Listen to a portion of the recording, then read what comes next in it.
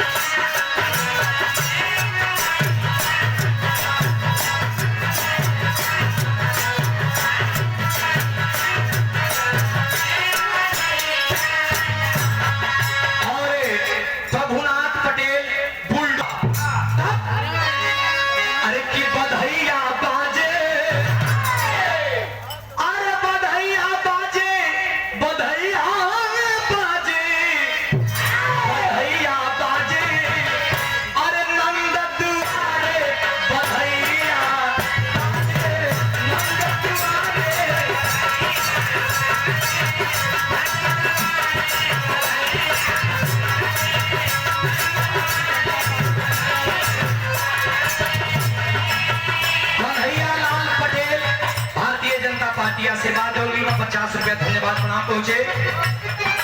बधाइया बाजे नंद तुम्हारे बधाइया बाजे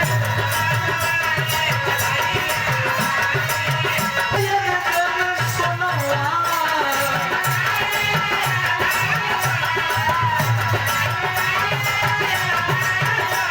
अरे धन सोनवा ये धन सोनवा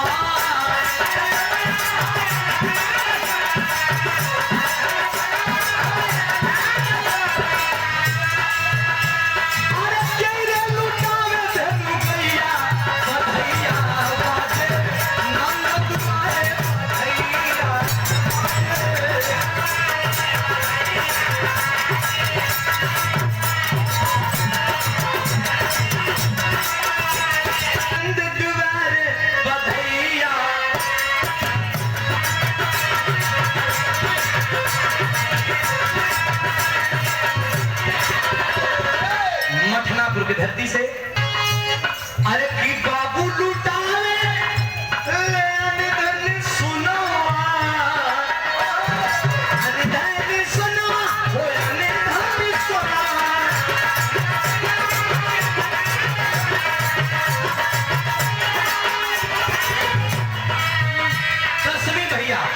मठनापुर की धरती से इस शानदार 200 रुपया आशीर्वाद बहुत बहुत